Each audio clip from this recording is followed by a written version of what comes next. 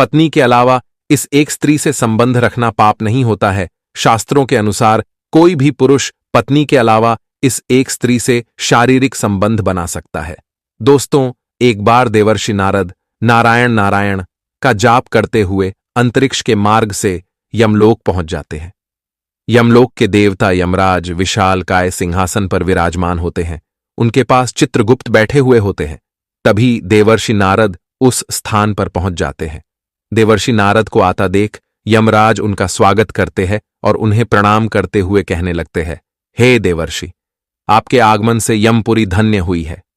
देवर्षि नारद कहते हैं, हे मृत्यु और न्याय के देवता यमराज, आपको प्रणाम है। फिर यमराज कहते हैं, हे देवर्षि, आज बड़े युगों के बाद आप यमपुरी पधारे हैं। अवश्य ही कोई महत्वपूर्ण कारण होगा। कृपया आप हमें बताने की कृपा करें कि आप किस प्रयोजन से आज यमपुरी आए हैं। तब नारद जी कहते हैं, हे धर्मराज, आप मृत्यु और न्याय के देवता हैं। तीनों लोकों के प्राणियों को उनके कर्मों के अनुसार दंड देने का कार्य आप करते हैं। आपके पास समस्त प्राणियों और चराचरों का लेखा जोखा रखा हुआ है। पापी मनुष्यों को आप नरक में डालते हैं और पुण्यवान मनुष्य को आप स्वर्ग में भेजते हैं। इसीलिए आपको मनुष्यों के सभी पाप और पुण्य कर्मों का ज्ञान है। मैं आपके पास एक विचित्र प्रश्न लेकर आया हूं। कृपया आप मेरे इस प्रश्न का उत्तर दें। फिर यमराज कहते हैं, हे देवर्षि, आप सत्य कहते हैं। हमारे पास तीनों लोकों के प्राणियों का लेखा जोखा रखा हुआ है, क्योंकि प्रभु ने हमें यही कार्य सौंपा है। हम प्रभु के आदेश से ही मनुष्य के पाप और पुण्य कर्मों के आधार पर उन्हें दंड देते हैं। हे देवर्षि, आपके मन में जो भी प्रश्न अथवा शंका है, आप निसंकोच होकर पूछिए। हम अपने सामर्थ्य के अनुसार उनका समाधान अवश्य करने का प्रयास करेंगे। तब देवर्षि कहते हैं, हे यमराज, शास्त्र कहते हैं कि एक पुरुष को केवल एक ही स्त्री से विवाह करना चाहिए, एक ही स्त्री से संबंध बनाना चाहिए। किंतु मैंने यह भी देखा है कि कुछ मनुष्य अनेक विवाह करते हैं, अनेक स्त्रियों से संबंध रखते हैं। क्या ये पाप नहीं है? क्या ऐसे मनुष्यों को नरक में डाला जाता है? इस पर शास्त्र क्या कहते हैं? क्या कोई मनुष्य अनेक स्त्रियों से विवाह कर सकता है? कृपया आप मेरी इस शंका को दूर करें। यमराज कहने लगते हैं, हे देवर्षि, आपने समस्त मानव जाति के कल्याण के लिए उचित ही प्रश्न किया है। संसार में मनुष्य एक से अधिक विवाह कर सकता है या नहीं? इसका उत्तर देने से पूर्व मैं आपको एक कथा सुनाता हूं। इस महान कथा में आपको सभी प्रश्नों के उत्तर मिल जाएंगे। इसीलिए आप इस कथा को ध्यान से जरूर सुनें। जो भी इस कथा को ध्यान से सुनता है, मैं उसके 32 अपराध माफ करता हूं। फिर नारद जी कहते हैं, हे धर्मराज, आप उस कथा को अवश्य कहिए, मैं उसे ध्यान से पूरा सुनूंगा। तब यमराज नारद जी को वह महान कथा सुनाते हैं। प्राचीन काल की बात है। मध्य देश में एक अत्यंत शोभायमान नगरी थी।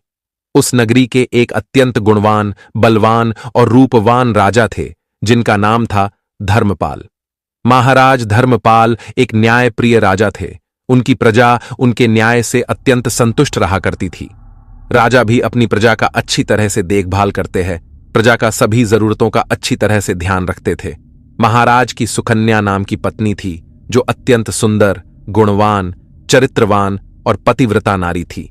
महाराज धर्मपाल और रानी सुकन्या बहुत ही दयालु स्वभाव के थे। वे हर प्रकार के यज्ञ, दान, धर्म तथा अनुष्ठान किया करते थे। उनके साम्राज्य में सब कुछ था, किंतु केवल एक कारण से महाराज, महारानी और प्रजा दुखी रहते थे। महाराज को कोई संतान नहीं थी, जिससे महाराज दुखी और चिंता में रहते थे। प्रजा को भी महाराज की ऐसी दशा देखी नहीं जा रही थी। कितने ही प्रयास करने पर भी महाराज को कोई संतान नहीं हो रही थी। महाराज ने अनेक वैद्य बुलाए, अनेक पुत्र प्राप्ति के उपाय किए, दान धर्म किया, व्रत किए, किंतु उन्हें किसी भी उपाय से संतुष्टि नहीं मिली। फिर एक दिन प्रजाजन महाराज के पास आते हैं और कहते हैं, हे महाराज, आप पुत्र प्राप्ति के लिए दूसरा विवाह करें। किंतु महाराज अपनी प्रजा की बात से सहमत नहीं होते हैं। महाराज रानी सुकन्या से बहुत प्रेम करते थे, इसीलिए वे अपनी पत्नी का दिल नहीं दुखाना चाहते थे। तथा महाराज शास्त्रों का भी ज्ञान रखते थे कि एक पुरुष को केवल एक ही स्त्री के प्रति एक निष्ठ रहना चाहिए। एक पत्नी के होते हुए कभी दूसरी स्त्री के पास नहीं जाना चाहिए। जिस प्रकार से एक मादा पशु के साथ दो नर पशु नहीं रह सकते, ठीक उसी प्रकार से एक पुरुष के साथ दो स्त्रियां कभी सुखी नहीं रह सकती। जो पुरुष एक पत्नी होते हुए भी दूसरी स्त्री से संबंध रखता है वह घोर पाप करता है और नरक में ही गिरता है। इसी कारण से महाराज दूसरा विवाह नहीं करना चाहते थे। फिर प्रजाजन महारानी के पास जाकर उनसे आग्रह करते हैं कि वे महाराज को दूसरा विवाह करने के लिए मनाए। तब रानी सुकन्या भी प्रजा के दुख समझती है और महाराज के पास आकर कहने लगती है, हे स्वामी, आप कृपया दूसरा विवाह कर लीजिए। हमारे राज्य को भविष्य में एक राजा की आवश्यकता पड़ सकती है। फिर महाराज रानी को भी मना करते हैं और कहते हैं, हे प्रिय, यदि मैं दूसरा विवाह भी कर लूंगा तो मैं पाप का भागी बन जाऊंगा, मुझे नरक में ही जाना पड़ेगा। और तुम बताओ, क्या तुम मेरे दूसरे विवाह से खुश रह पाओगी? तब रानी कहती है, हे स्वामी, आपकी खुशी में ही मेरी खुशी है। मैं मेरी सौतन को अपनी बहन मानकर प्यार दूंगी। कृपया आप संकोच ना करें। मुझे इससे क्षण मात्र भी दुख नहीं होगा। मैं आपको विवाह के लिए सहमति देती हूं। तब महाराज कहते हैं, हे देवी, किंतु मुझे उस पाप से कौन बचाएगा जो एक स्त्री के होते हुए भी दूसरी स्त्री के साथ संबंध रखने से मिलता है। इस पाप से कोई मुक्ति नहीं है।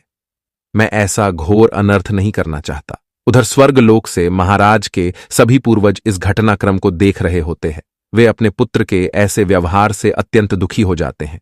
यदि महाराज को पुत्र नहीं होगा तो कुल का विनाश हो जाएगा। इसी भय से सभी पूर्वज बहुत दुखी हो जाते हैं।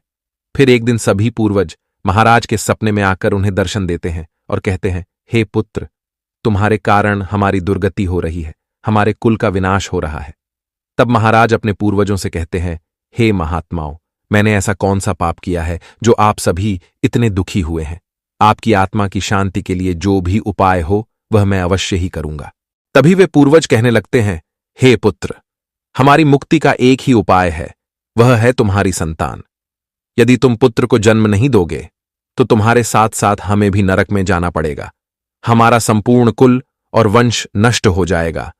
इसीलिए हे पुत्र, हम तुमसे विनती करते हैं कि तुम दूसरा विवाह करो। पुत्र के बिना मनुष्य को सद्गति प्राप्त नहीं होती है। पुत्र ही अपने माता पिता का उद्धार करता है, उन्हें मोक्ष दिलाता है। जब वह श्राद्ध करता है तो हमारे पाप नष्ट हो जाते हैं। जब वह पृथ्वी लोक पर दान धर्म करता है तो हमें स्वर्गलोक में भोजन की प्राप्ति होती है। इसीलिए हे पुत्र, तुम शीघ्र ही पुत्र की प्राप्ति के लिए कोई उपाय करो।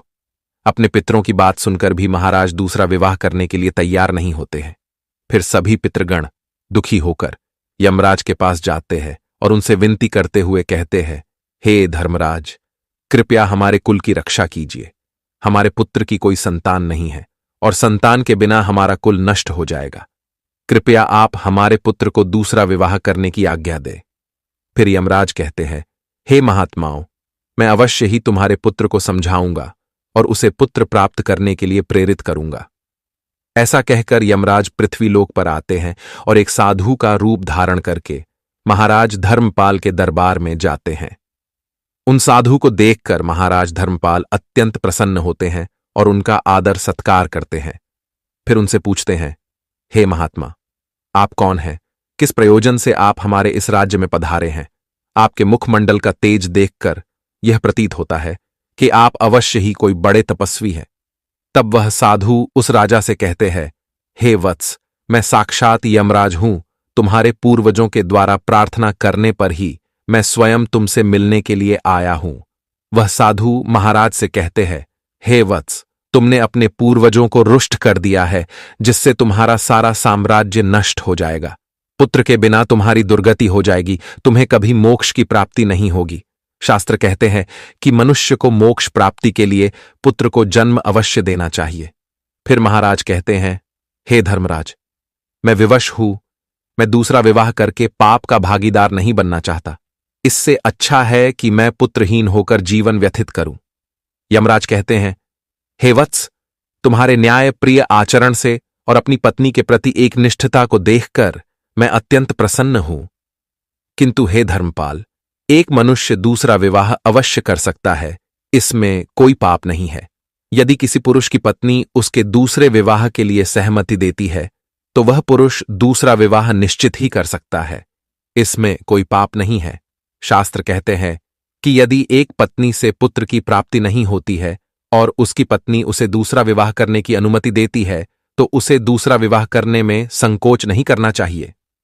साक्षात धर्मराज के द्वारा ऐसे वचन सुनकर महाराज अति प्रसन्न हो जाते हैं और यमराज को धन्यवाद देते हैं। फिर यमराज उस स्थान से अंतर्ध्यान हो जाते हैं।